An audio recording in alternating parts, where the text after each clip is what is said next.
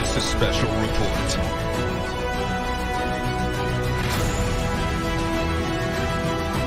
Black holes are one of the strangest things in existence. Neil Armstrong may have seen extraterrestrials on the moon.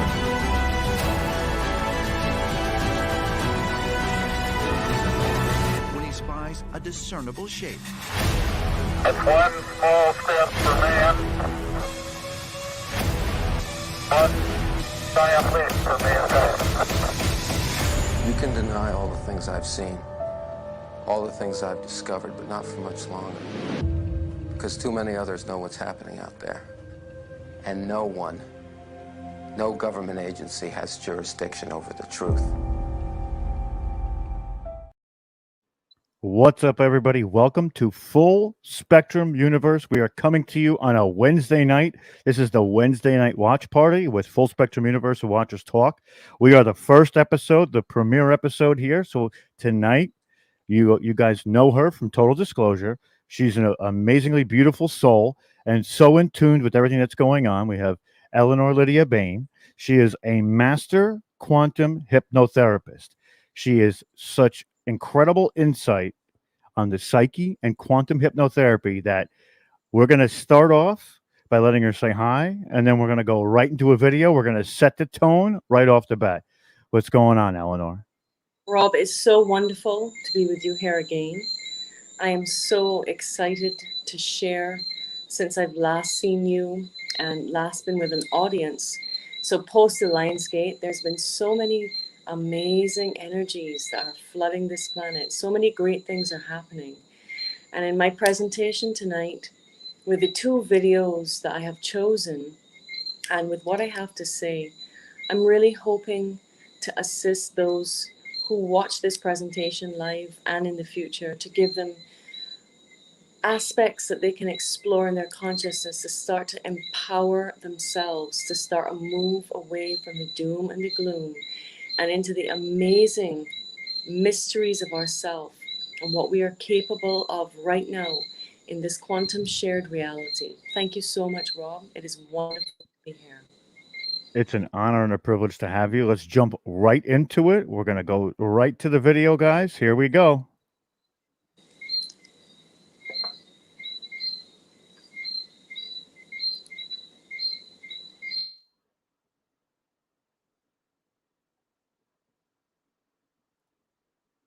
Oh, it would be nice if we had the volume. With the Stargates and Looking Glass, and more specifically, the 2012 problem with those projects.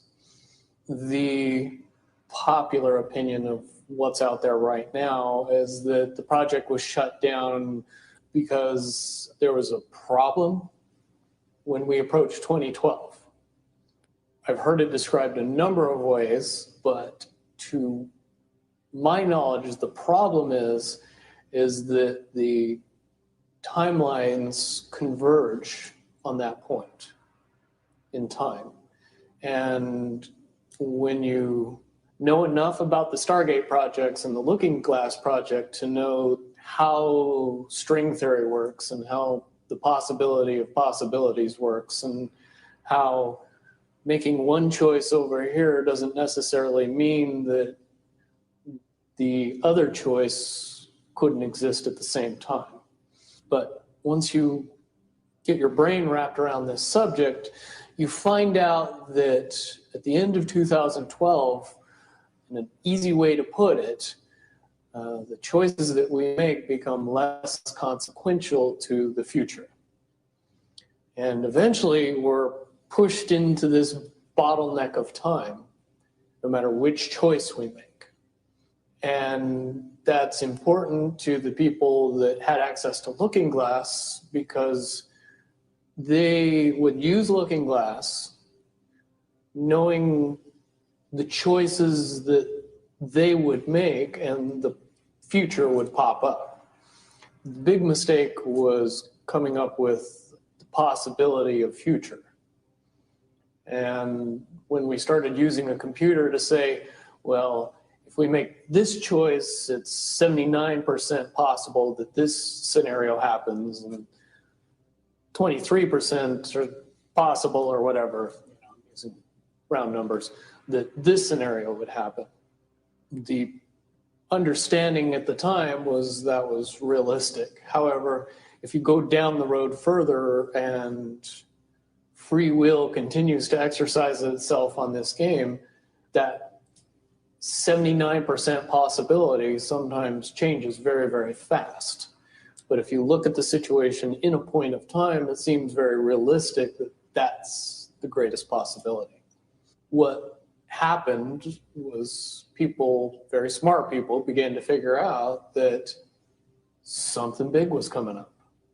Something that made it so all the possibilities of all the future scenarios of any choice, any possibility that was fed in and observed through the looking glass inherently ended up in the same future. And no decision, no possibility changed past a certain point. That's the big secret.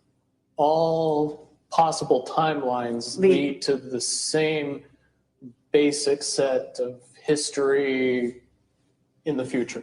That is what sends everybody that has all of the information, that knows everything, into a blind panic. The people that know everything about Looking Glass, that have gotten all the reports and all the information, the elites of the world, probably figured out that that was the end of the game.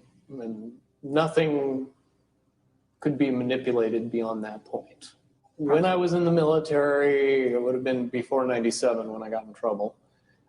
One of my particular areas that I was amazingly intuitive about is problem solving / mission planning, or more specifically, taking a bad mission and fixing it.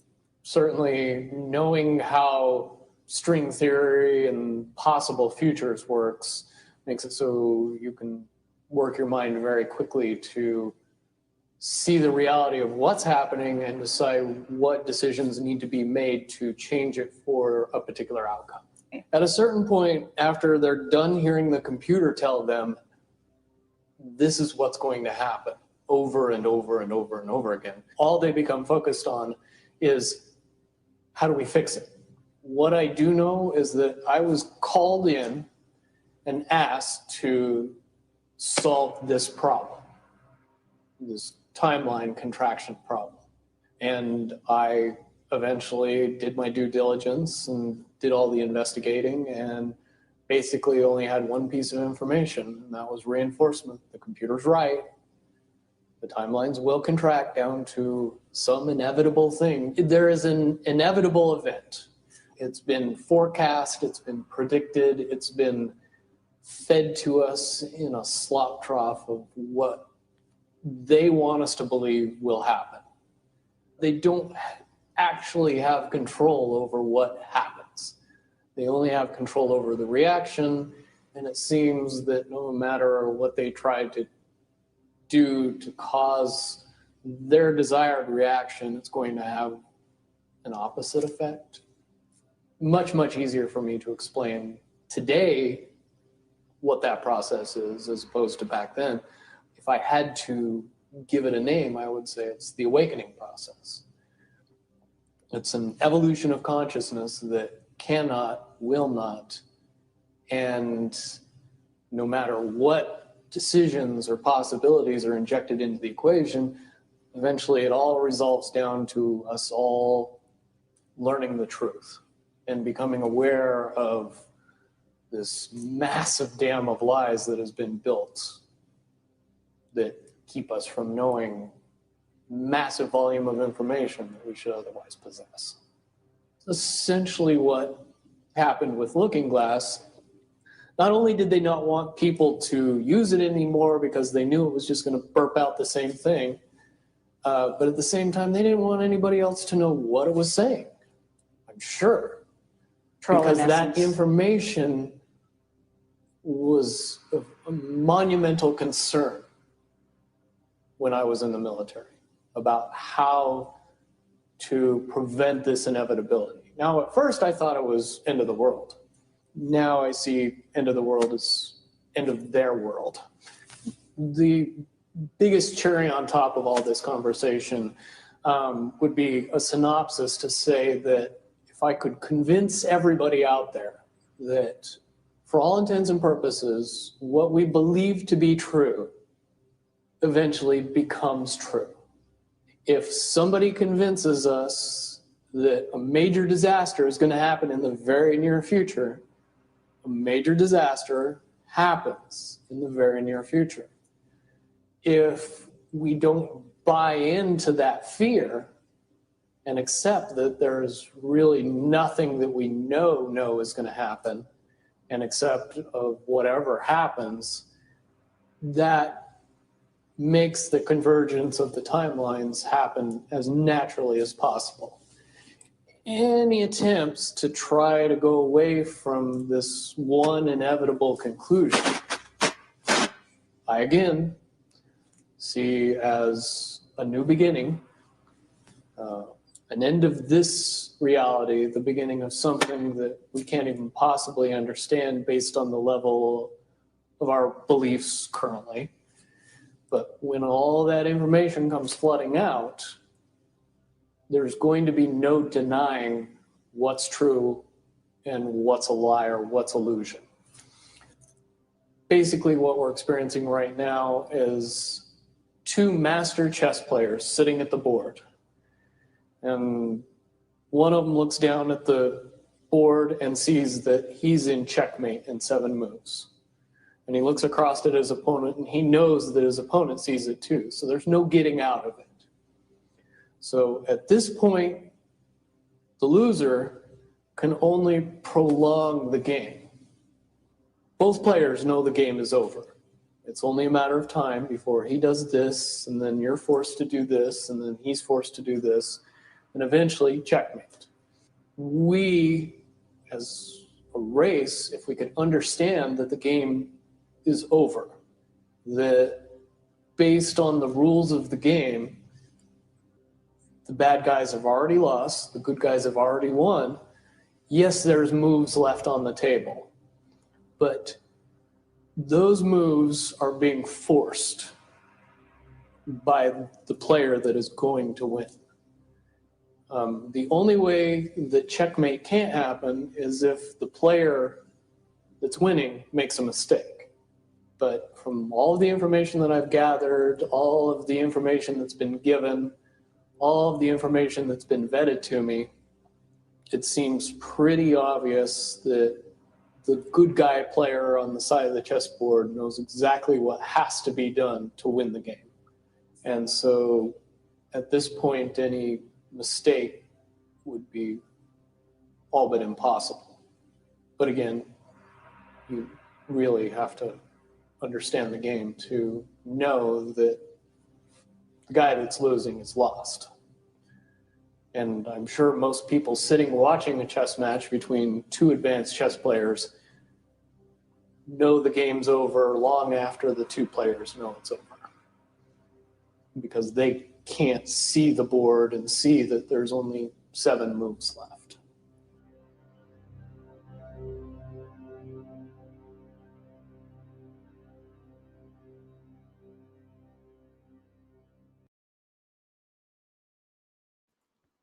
Absolutely phenomenal. And it's Wild, wild, wild. That just opens up for what we're going to really get into tonight, which is, I'm gonna let Eleanor speak most of it because she is the master here, and I'm gonna make her big. I know she has a presentation to do, so let's get into that. Boom, there you go. All right, I will keep quiet. Go ahead, Eleanor.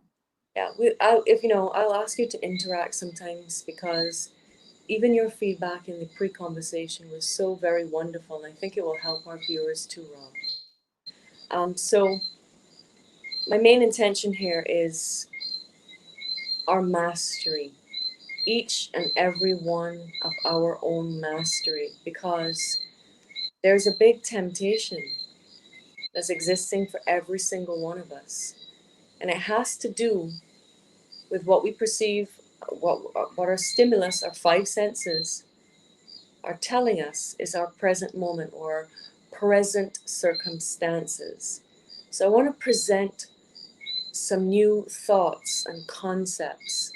I know that this may be very advanced and challenging for persons to wrap their conscious mind or what they've been programmed, because this entire reality is truly run by belief systems, and belief systems come from programs, something that is in our conscious programming, our subconscious, our unconscious, or our superconscious programming. So I want to start to get into what we call our present circumstances on this planet at this time. And I want to present a new concept that I received in my own time as a form of a download. And it is that there has been a mistake of consciousness, in consciousness, of how we actually perceive time. When we look out into our present reality, we are told that this is the present moment. But in fact, the present moment is the sum total and the culmination of each and every one of our thoughts, feelings, and actions, and also inactions. So what we are perceiving is a residual image of the sum total of all the previous thoughts, feelings, and actions, and creations and co-creations. So we look outside and feel despondent. However, being the eternal born optimist that I am, an indomitable optimist, and it has to do with something I describe as a future memory.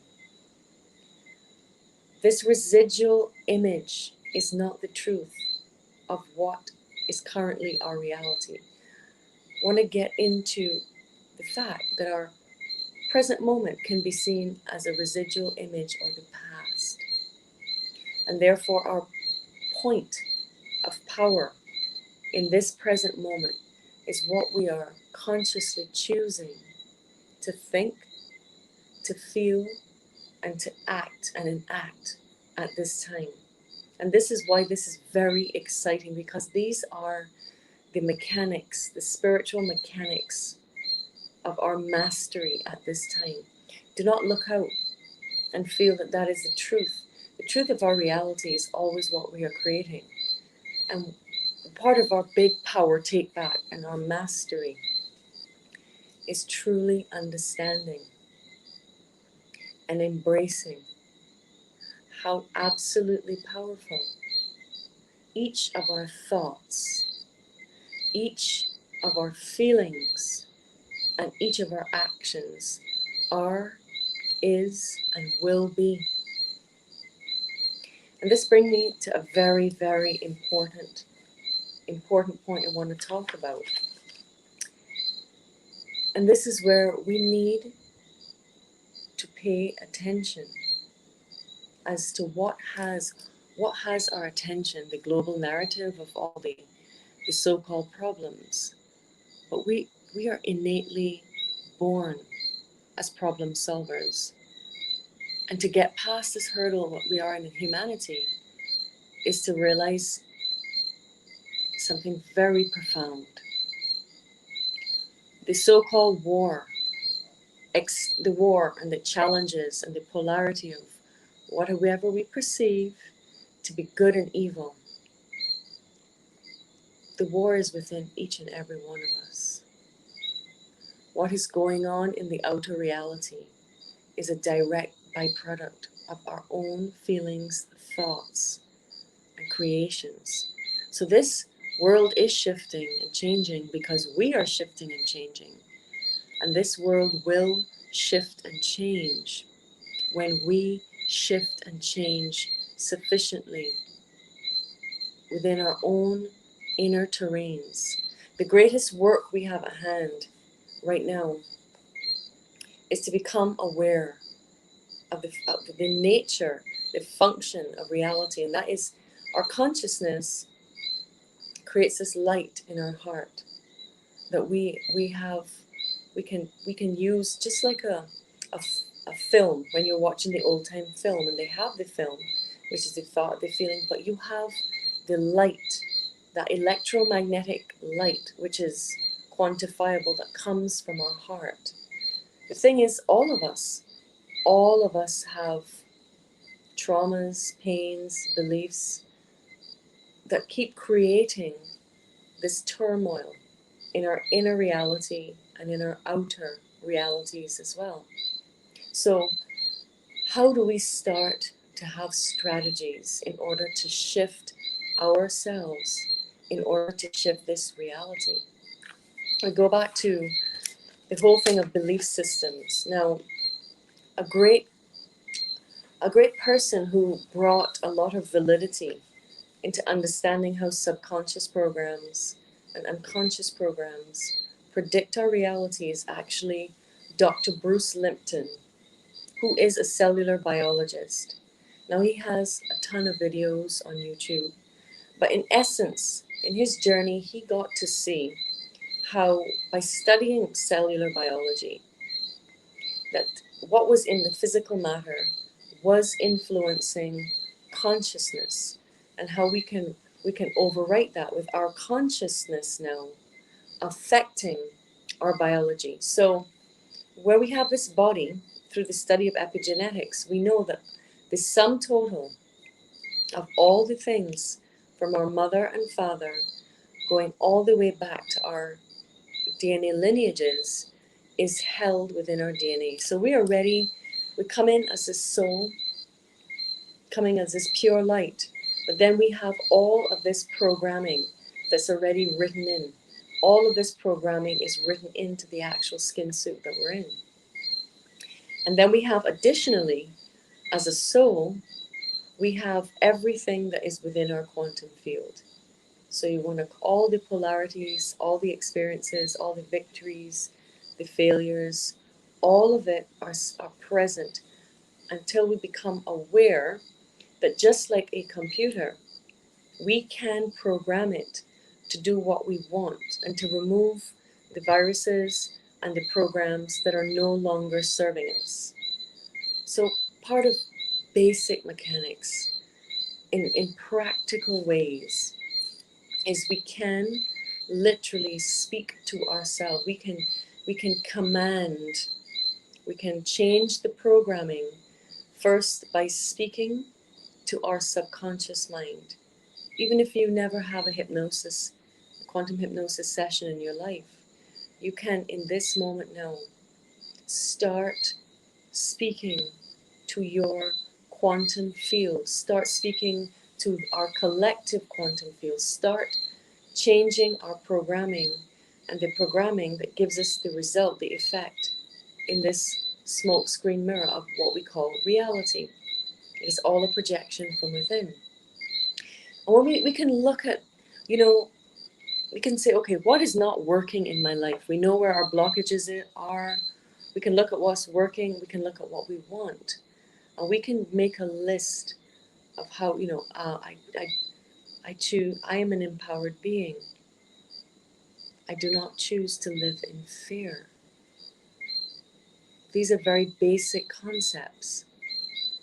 And the other aspect that is very important that we don't normally see in self-help texts and processes is, before we say something, we need to have the energy broadcast. We need to have the volume to broadcast that program into our own quantum field, our subconscious mind, and externally out to the reality.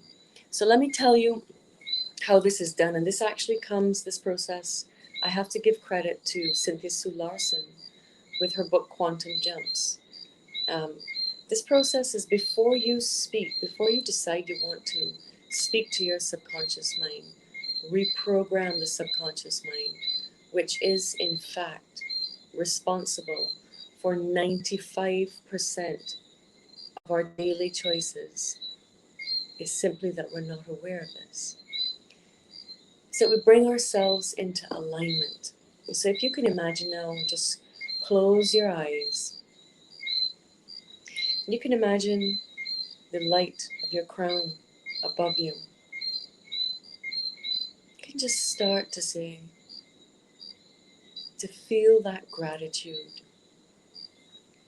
Just to feel the energy of gratitude itself. Start thinking about things, we have our health, all the things that we do have to be grateful for, and allow that to create an actual feeling that cascades like a waterfall down over our cellular biology, over our energy fields. And from that place of gratitude, gratitude for the gift of life, gratitude as the brilliance and the diversity of creator beings. We focus, we say in our mind, I want this. We say in our heart, I desire this. We say from our solar plexus, I need this. And we fill ourselves really with the feeling, not just the words, I deserve this. We energetically align ourselves before we go in to reprogram our subconscious mind and, as I call it, reprogram the reality or give the commands out to the reality. So, I want to talk about these principles as it relates to really moving at this time, really understanding the truth that we are not victims. We are not victims. We are master creators. We have, I would like to say, a larger version of ourself, a celestial being, a universal version of ourself. Some say a higher self. And I want to relate that to some mechanics of how we can start to get our power take back, which is the truth of how our operating system works. There's been a lot of talk over the last 2 years since Elon Musk came out with his simulation theory. Now, why this holds true in this reality is, if you imagine an individual who is playing a video game, we are electromagnetic beings. And we're holding a physical thing, a controller, and we're using a screen, a device, a system that is also electromagnetic. However, when we engage, everything that our consciousness wants and our body is able to enact is actually playing out in that video game. And it is very similar for us, that we have a version of ourselves, a universal being, a larger being, that very much is outside of this matrix. And very much, when we learn to make the intention, release any limitations in your programming that you cannot access your higher self or your universal being, we start to be the cause in our reality and not the effect. Part of what is going on, the psyop that is going on, is getting so engaged in what is going on the outside and not remembering that we ourselves are masters of this matrix. And we ourselves absolutely can be the masters of the puppet masters of this matrix. And we ourselves, as ourselves, are mighty I am presences, quantumly entangled, streaming that light of consciousness from our higher self, our universal version of ourself, our celestial version of ourself. We can shift this reality. We cannot do this, however, if we have all the pains, the traumas. I'm going to actually get a list. We are being asked at this time, a big part of what we're being called to do in order to achieve this mastery at this time is we've got to clean out and clear out the 4 chambers of our hearts. All of the abandonment,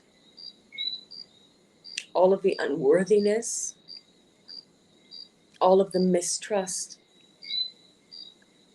all of the pain, the fear, the doubt, the paralysis, the apathy, and the shame, blame, guilt. We can simply start to make those intentions and make those statements and ask our higher selves and ask the subconscious mind to release all associated neural networks, energy stored in the body, and subconscious programs that support that. And really, we want to say, release that. We can transform that energy. Transform that energy so that that light of our consciousness that comes to project what we want into the reality doesn't have all the gunk. And it's like something that is, making the lens all dirty. We're taking all of those things out to make a clean lens. So the light of our consciousness coming through that magnetic resonance of the heart in those spiritual mechanics can efficiently and effectively radiate and create in this reality and out create what is the other timelines that, all of the, I don't want to use too many words on a social platform, but all of the doom and gloom scenarios, all of the scenarios of good and evil. Good and evil exist within all of us. They exist within all of us. However, in this journey, we can learn to have a process of transformation. Because as I was telling you, Rob, I had a major revelation about that as well. And that is how we have been conditioned for a long time in classic psychology and many other traditions and disciplines. And also it's a word that gets thrown around a lot now, and that is our ego, what we call the ego. So we understand energy cannot be destroyed. E equals mc squared. It can only be transformed. And everything we see in this physical world that is a physical thing, structure, is a reflection of a function of our own consciousness. So in fact, we are like cell towers because we can transmit a new message, a new program, a new thought, the force of that light and consciousness. And we can transmit a new message that transmutes an energy and it transforms it. So the way I'd like to look at this, we are transmitters, we are transmuters, and we are transformers of ourselves and of reality, of time-space itself.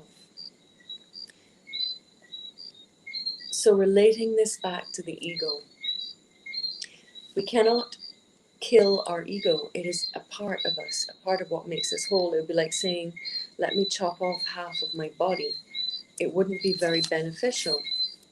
So another way to look at this, steps in mastery here, is that we can look at our lower, what things our ego plays out, and that's unique and specific for each and every one of us.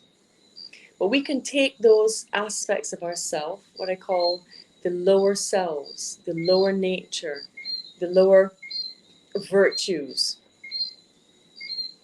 and we can liken it to having a pack of dogs who are wild and ravenous, and they are on a very destructive path. They don't produce anything really productive. But if you get somebody who's a dog trainer, which is our own consciousness, and we come in And we train those dogs and we repurpose them. We take the same animal nature and we repurpose it and we give it constructive tasks. We know that we can see the transformation. We know we can take these aspects of our lower selves and we can, whatever virtues they are, we can repurpose them to serve the intentions of the higher self, to be servants of the higher self. So the ego is something we've been trying to remove, but we're being asked in this time to repurpose those very qualities so that they can serve our higher purpose and our awakening and the transformation of our inner consciousness and the transformation of this world. Okay.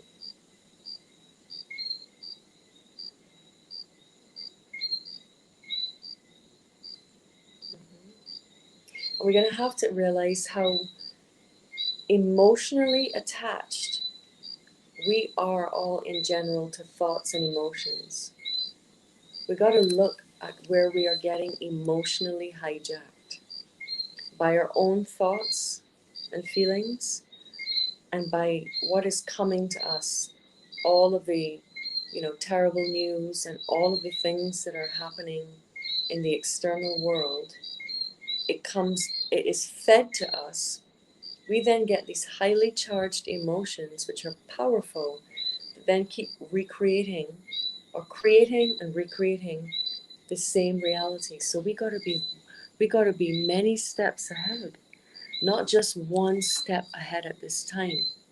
We're being asked, and we are in the supportive energies of a quantum jump in our own consciousness. And I know that we're all witnessing this happening to ourselves and to those people, many people we know around us. We have to realize that we are responsible. We are responsible for this quantum field of creation that we're all collectively in. And when we go back and understand about that, the universal being, the higher self, and that universal being that I was speaking of before, we must pay attention, because that universal being can very much change the very fabric of this reality.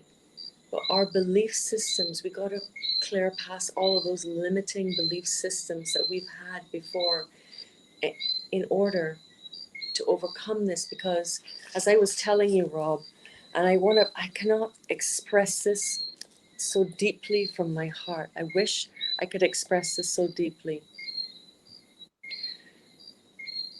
We have 37 trillion cells in our body, as I was saying. Now, if we could imagine from that universal being perspective, which we all have that counterpart, like each of us are outside with the controllers, all playing this collective reality. Got to know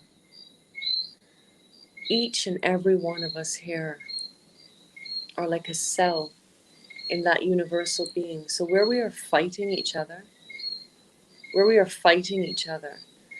are constantly looking outside and pointing fingers, and we are not doing the inner work to access that higher being, to bring forth, to clean our hearts, to reprogram our subconscious mind, to speak out and to command to our reality what we want and what we don't want, just like a computer programmer programs exactly what they want. And I find the word programmer is so funny, because if you take the word, the semantics of programmer, you get a pro gamer. It's where we become pros at this game, at this mastery level of our souls. And it's very exciting. It is very exciting. And it's very exciting to know that it is truly inevitable that this great shift of consciousness, where we have healed enough our belief in good and evil. Our belief is then supported by that wisdom and that light. It is not invested in good and evil, so we don't need to keep playing out these scenes over and over again. It is a very challenging concept. But if any of us right now are getting caught up in, it doesn't even matter if it's good that we have disclosure, and we know disclosure is coming on many fronts like a tsunami. The energy waves of that the light of truth and the truth of the light, it is already moving through time space. It is already in our atmosphere, and we are all, everything that has DNA on this planet, minerals, plants, animals, humans, everything that has DNA is right now, it's moving at a faster vibration. It's being affected by the energies incoming and the earth, the Schumann frequencies on the planet. It is being raised in frequency so that we can actually, we are shifting the whole bandwidth of this reality. The whole bandwidth is raising into those higher gamma rays. Shattering the paradigm. Absolutely. We are, but it feels terrible. Because we are all going in, we're all experiencing constantly a death and rebirth process, especially the more awake and aware you are. That's why it can be very frustrating to some people who are very awake and aware and think, why is this shit happening in my life? It is because it is reflecting to you the deepest, darkest recesses of where there may be anything residual in your quantum field, or where you are having tacit consent of something external programming your reality, that it's trying to say, hey, hey, hey, you need to reprogram this bit over here. We can become so much more loving, but so much more neutral as masters. Sacred neutrality. The controllers, how the big part of the function is of how they have been manipulating us is they know how to emotionally hijack you. Once they emotionally hijack you and take you out of that heart space, that bliss charge love frequency, they pull your baseline frequency changes, and then you become a frequency match to those lower games or realities. And that is a big temptation. And we don't need, even if we realize, oh shoot, I've been doing that, we don't need to feel bad about it. We can say, you know what, neutrally, very neutrally, this is not supportive or helpful anymore. That was a part of my operating system previously, and we know what it yielded. So hey, this is wonderful. Let's look to operate from a completely different space of neutrality, because we are going to have a lot of waves that can throw us out of orbit coming up in this reality. I mean, certainly in the next, coming up until 2024 or so. Absolutely. Absolutely. And that's like a dissolving of that program, right? That social construct that you're supposed to sit there with that guilt or Ex- that sadness is just set up by somebody else. That's not the way that you should process within this specific matrix. It's you can create space where that doesn't happen anymore. It's no longer an affliction, or it has no resounding effect on you. And that's part of the programming. When we look at archetypes, the great book is Joseph Campbell, Myth and Mythology, or Tarot, gives us these different archetypes are actually like programs, okay? And that is the archetype of the martyr. So many of our former religious saints and heroes through our known history have all this been great sacrifice and martyrdom, but that is not the voice of the higher self. That is not the way of the higher self. Does not like to be flagellated. The higher self is such an omnipotent and beautiful and loving and radiant energy. It doesn't operate in those territories. That is something else. I'm not putting any labels on it. And Right, right. Going back to archetypes, I was telling you, Rob, earlier, the archetypes are the programs, okay? One of the big programs, you know, we have been working through as a collective and as individuals. I touched on this before my last presentation, but this is equally important, is that the victim, victimizer, the savior, hero, what we are all being asked to do, the steps in mastery, is to become our own hero. Okay? So, not looking for a hero outside of us or to be a hero to anybody else. A hero means I can trust myself. You trust a hero. I can trust myself.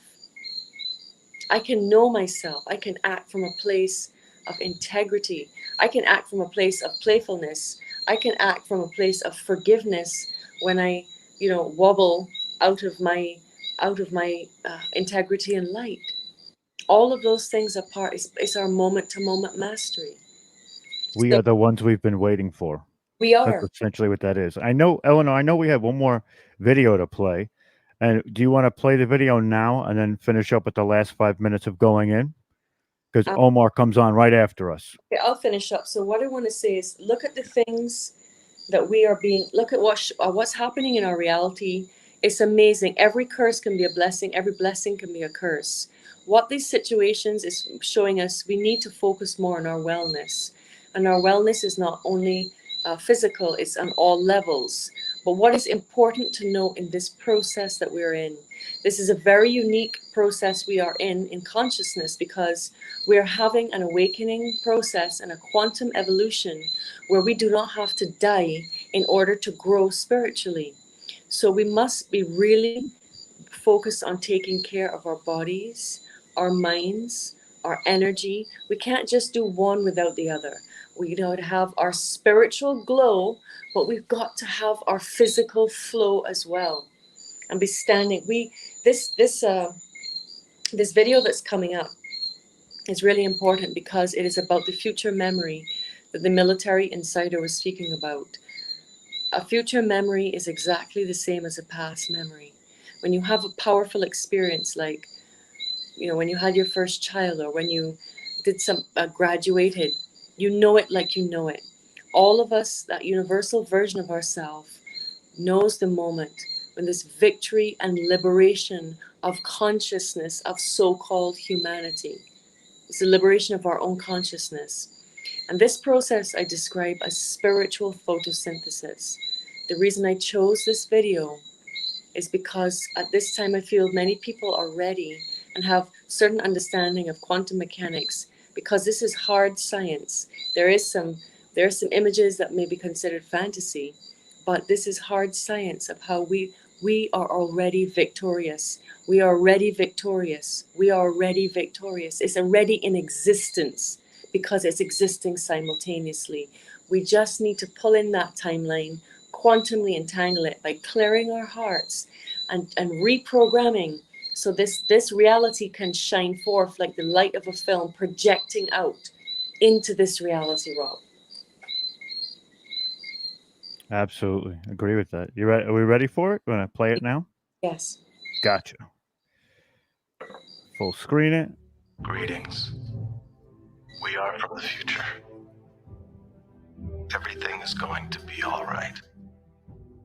The future is a beautiful place, but you'll need some training in order to inhabit it. In the future, technology evolves faster than any human mind can think. When the singularity occurred, we became like gods, able to create entire worlds in the blink of an eye. Every thought had drastic immediate impact. All of our dreams became a reality. But so did our nightmares. The future became a battle of ideas. We had to learn to direct our minds to prevent dark psychological forces from destroying all of us. Now, with every new world we create, we summon the sacred imperative for life. Let there be light. Let there be light. Let there be light. Let there be light. Let there be light. Let there be light. Let there be light. Let there be light. How can we be from the future, you might ask? Let us explain. Plants harvest light with near-perfect efficiency, but this is impossible under classical physics. Along the way to the photosynthesizing core, photons of light should collide with other particles, but they don't. A photon reaching the core is as likely to succeed as you sprinting blindfolded through a dense forest, reaching the center without striking a single tree. Plants are engaged in a kind of miracle. The plant puts the photon into a state of quantum superposition, multiplying it by every route that photon could possibly take.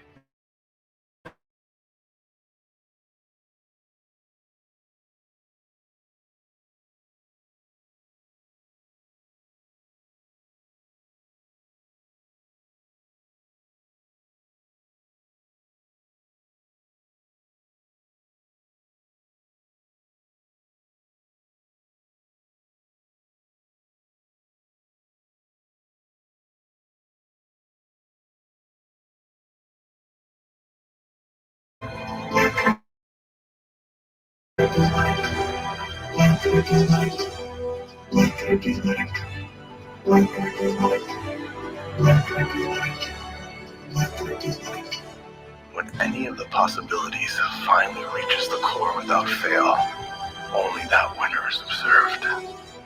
All the other possibilities disappear.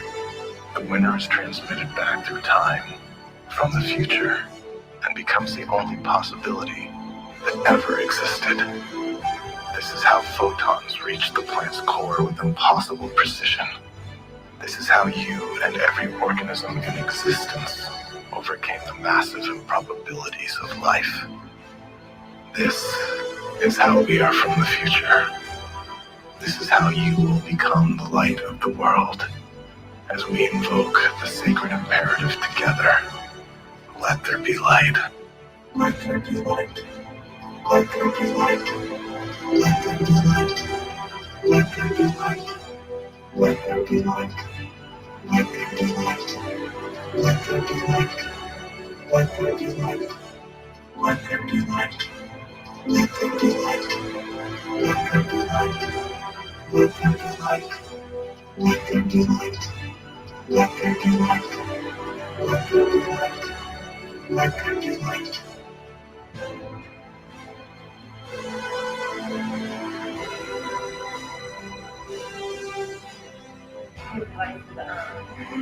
Yeah.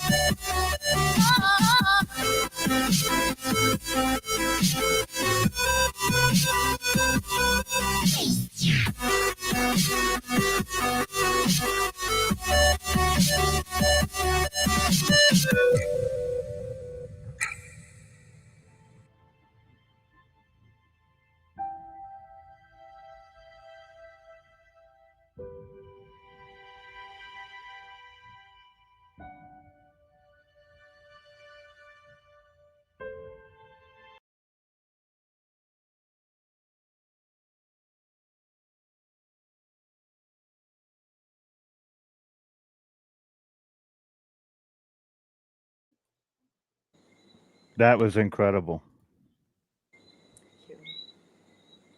Absolutely really, incredible. I'm really, really happy, really from my heart that it impacted you.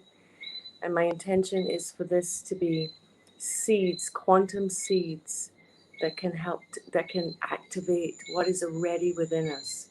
And Rob, I want to thank you, you and Omar, for all the time, effort, and energy, and the love, and the focus, and the courage that you are, putting out. Because I'll leave it this one. I'm so fascinated about what I call the love virus. We are electromagnetic beings, and just by us interfacing with our magnetic energy through these devices, the magnetic light of our heart is changing the whole equation when we come from that light of the heart. And I want to honor both of y'all as, men at this time who are stepping up and standing strong in this incredible and exciting journey. Because guess what? This journey and all that we're in can be a lot of fun. It's just choose how we choose to approach it. How we choose to approach it.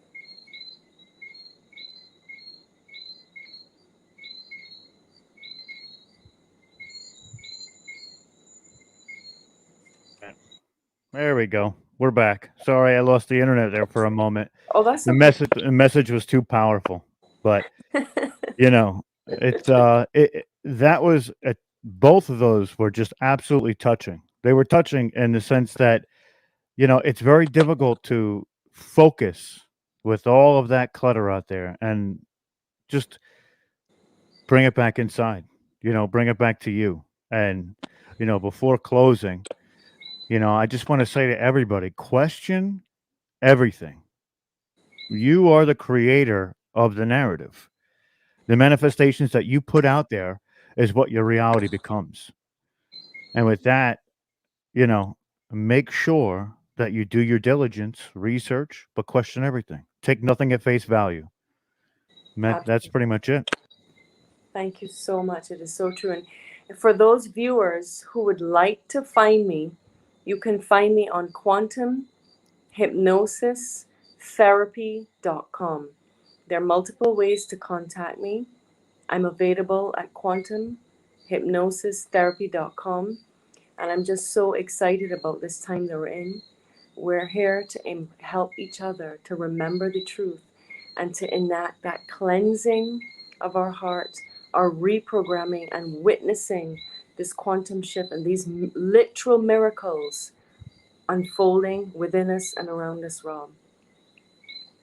Awesome. Awesome. And with that, guys, you can stay here and you can go to Watchers Talk, or you can stay at Full Spectrum Universe. Omar is going to be taking up the reins, and he is going to go into his layers of consciousness. So enjoy, and we'll see you guys tomorrow night. Thank Have a you so great much. evening.